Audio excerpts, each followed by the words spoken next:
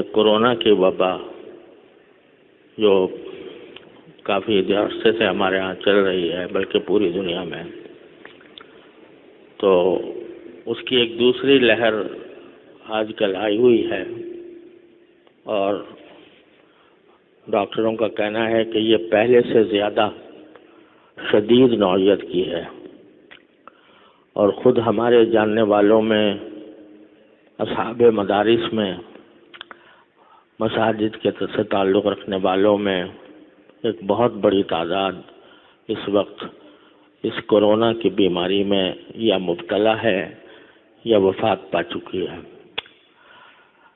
اس وقت مجھے ہمارے بہت ہی محسن ڈاکٹر ہیں، ڈاکٹر عبدالباسط صاحب، جو بقائی اسپتال کے ذمہ دار ہیں اور تبلیغ کے نمایاں ساتھیوں میں سے ہیں، اور بہت متدین ہیں۔ دارالعلوم میں بھی انہوں نے دور حدیث کیا ہے، اور خاص طور پر شکر کے امراض کے ماہر ہیں، دنیا بھر میں ان کا نام ہے۔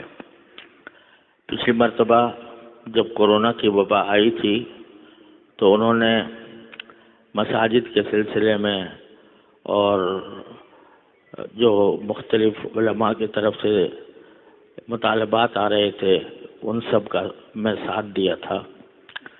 اس وقت مجھے ان کا ایک پیغام موصول ہوا ہے جس میں انہوں نے کہا ہے کہ اس وقت کورونا کی وبا قابو سے باہر ہو رہی ہے، اور صورتحال یہ ہے کہ کسی بھی ہسپتال میں کوئی ایک جگہ بھی، کسی ایک مریض کے لیے بھی جگہ خالی نہیں ہے، اور جو مریض آ رہے ہیں وہ باہر پڑے ہوئے ہیں۔ تو انہوں نے مجھ سے یہ درخواست کی ہے، یہ فرمائش کی ہے کہ میں یہ اعلان کروں کہ تمام لوگ بڑی احتیاط سے کام لیں، اور جو احتیاطیں بتائی گئی ہیں ان پر سختی کے ساتھ عمل کریں، خاص طور پر ماسک پہنے بغیر گھر سے باہر نہ نکلیں۔ اس وقت ہمارے جاننے والوں میں مولانا عاصم ذکی صاحب رحمۃ اللہ علیہ، جو دارالعلوم جامعہ علوم الاسلامیہ بنوری ٹاؤن کے بڑے مقتدر اساتذہ میں سے تھے، ان کی وفات اسی میں ہوئی ہے، اور بھی ہمارے حضرت مولانا حکیم اختر صاحب کے صاحبزادے مولانا مظہر صاحب اسی میں مبتلا ہیں، اور بھی متعدد حضرات اس میں گرفتار ہیں، اور بعض کی وفات ہوئی ہے۔ تو ایسی وبا کی حالت میں اس میں کیا تکلف اور کیا پریشانی ہے کہ ہم ان ہدایات کی پابندی کریں کہ ماسک کے بغیر جمع نہ ہوں، خاص طور سے جہاں پر اجتماع ہوتا ہے، مساجد میں، مدارس میں۔ مفتی عبدالرحیم صاحب کا میرے پاس پیغام آیا ہے، جو جامعۃ الرشید کے معتمم ہیں۔ انہوں نے بڑے دردمندانہ انداز میں وہ واقعات گنائے ہیں جن میں ہمارے تعلق والوں میں، یہ تبلیغ والوں میں یہ بیماری پھیلی ہوئی ہے، اور بہت ہی موت و حیات کی کشمکش میں ہے۔ یہ بھی سمجھ لینا چاہیے کہ بیماری کے اس کے 3 درجات ہوتے ہیں۔ ایک درجہ ایسا ہوتا ہے کہ جس میں صرف کھانسی نزلہ ہی ہوتا ہے، اس کے علاوہ کوئی اور بھی تکلیف نہیں ہوتی، اللہ تعالیٰ کے فضل و کرم سے وہ جلدی ختم ہو جاتا ہے۔ اور دوسرا درجہ وہ ہوتا ہے جس میں سانس رکنا کے اندر رکاوٹ پیدا ہو جاتی ہے، یہ خطرے کی علامت ہے۔ اور جن لوگوں کو یہ تکلیف ہوئی ہے، میں خود جانتا ہوں کہ انہوں نے کہتے ہیں کہ ہمیں اپنی زندگی میں کبھی ایسی اذیت نہیں ہوئی تھی۔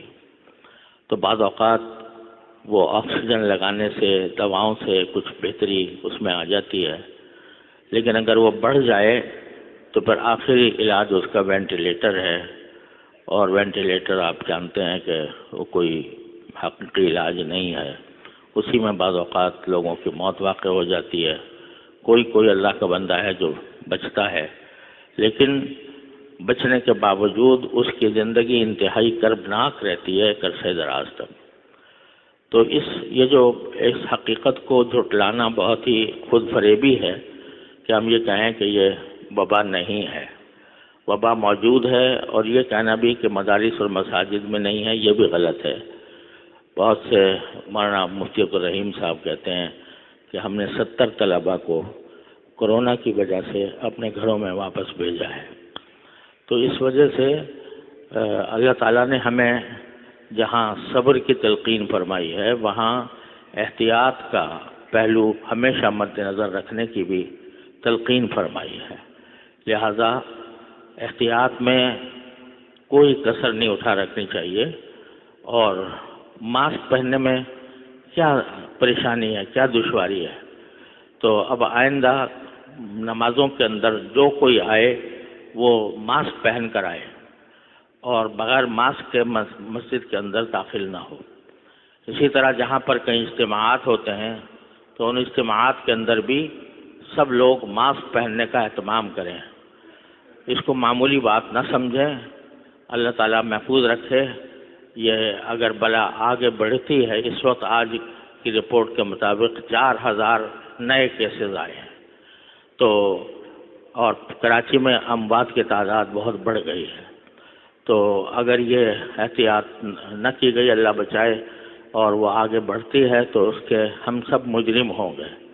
لہذا سب حضرات سے دستبستہ گزارش ہے کہ وہ ماسک پہننے کا اہتمام کریں اور ماسک پہنے بغیر کسی اجتماع کی جگہ میں ہرگز نہ جائیں. اللہ تبارک و تعالی ہم سب کو اس سے محفوظ رکھے، اور خاص طور سے جو بڑی عمر کے لوگ ہیں وہ خاص طور پر اس کا اہتمام زیادہ کریں. اور یہ بلا وبا جو ہماری شامت اعمال سے آئی ہوئی ہے، اللہ تبارک و تعالی اپنے فضل و کرم سے، اپنے رحمت سے ہمارے گناہوں کو معاف فرمائیں، اور اللہ تعالیٰ اس وبا کو، اس بلا کو ہم سے عافیت کے ساتھ جلدی دور فرما دیں. اس کی دعا بھی ہر نماز کے بعد کرنی چاہیے.